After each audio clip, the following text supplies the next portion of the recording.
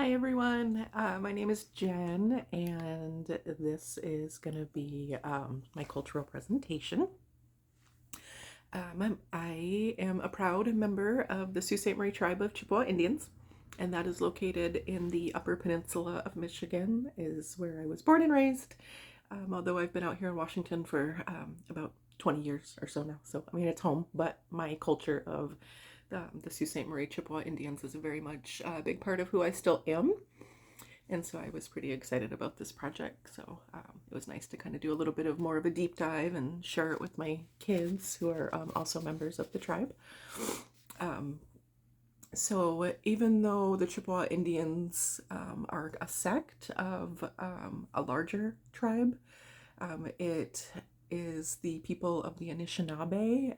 It'll translate to the original people, and it's the ancestral home to the Bawating, which means the place of the rapids is what that translates to, and that's what the people of Sault Ste. Marie and the Chippewa Indians decided to call themselves because of how much water that we have around us.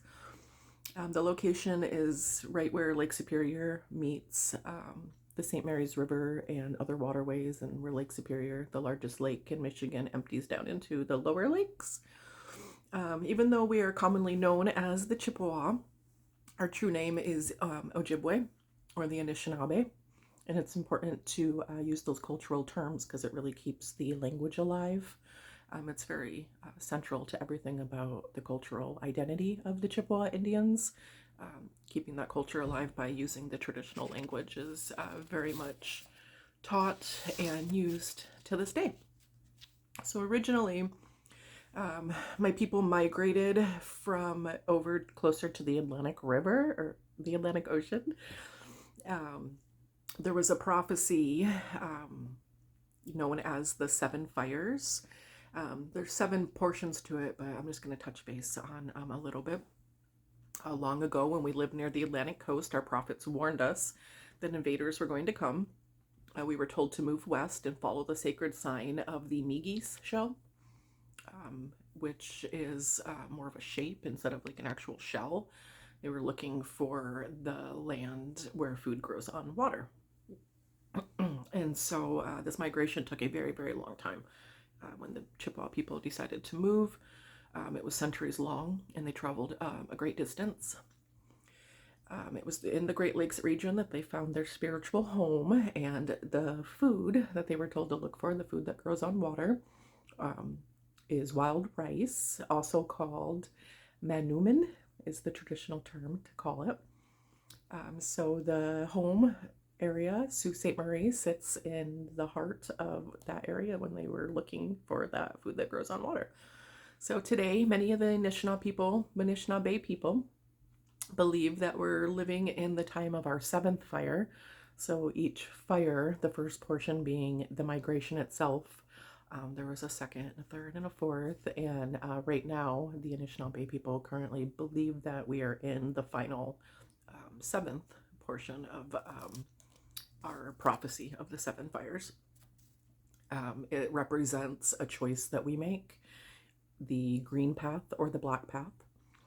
To us, it's very important to follow that green path because that means a road of prosperity, lush road, green peace, spiritualism, and working together to preserve our culture and our land for generations to come, versus taking the black road, which is very materialistic, overconsumption, and degradation of the land.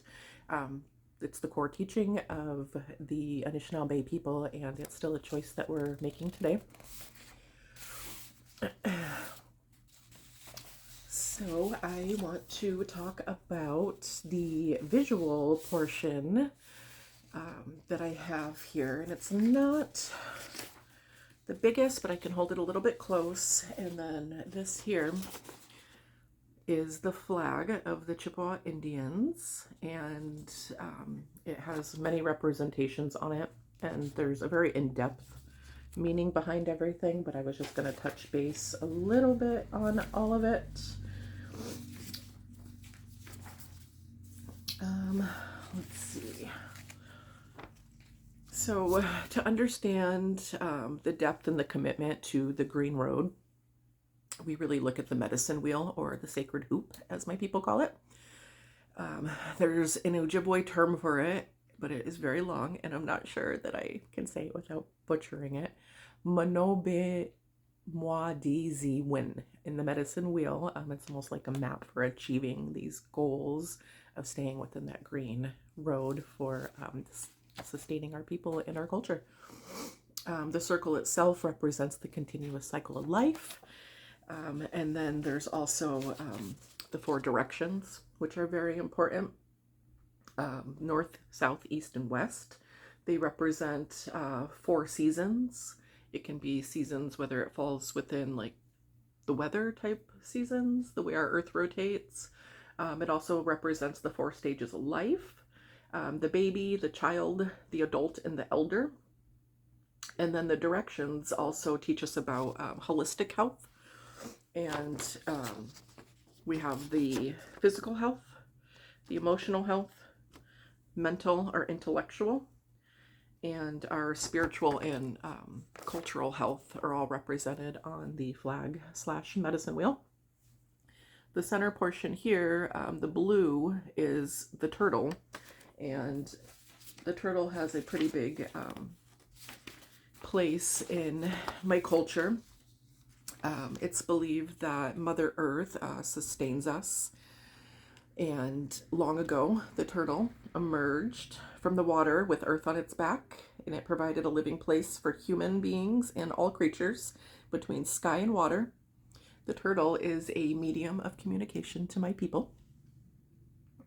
The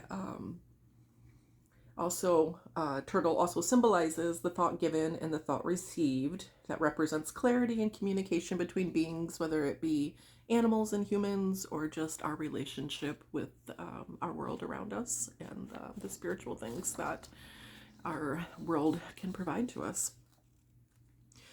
So there is a lot more going on here, and it's kind of long. So other than the turtle, there's other symbols such as the colorings, the aqua color, that represents plant life and growing things. And it's very important that we have that relationship with all things that are growing and living. It's very important to the Chippewa people. There's a crane on there, and the crane represents leadership and direction. The crane doesn't speak very often, but when it does, it's important to listen. So that's really important when we listen to our elders and what they have to say, and when we take down their teachings and their lessons. So when the elder or the crane speaks, it's important to really listen and pay attention to what they're saying. And then there is the mountain ash tree. It's a very sacred tree to the Anishinaabe Chippewa people. It's got leaves and berries and bark that are really important and used for medicines. And the tree is also really unique and special because it's able to survive in places where other trees just can't. The mountain ash is used as an example of strength, durability, and strong character to my people because of its strength and durability over the years.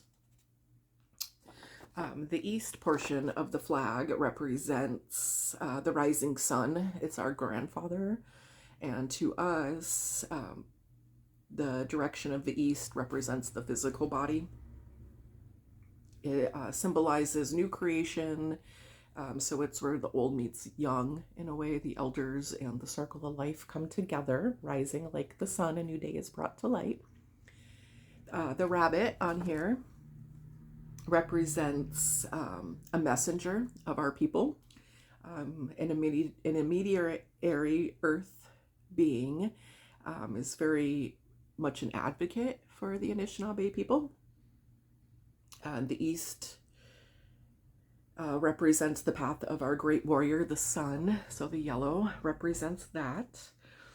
And then it also shows how the blackness can change from the night into beautiful yellow.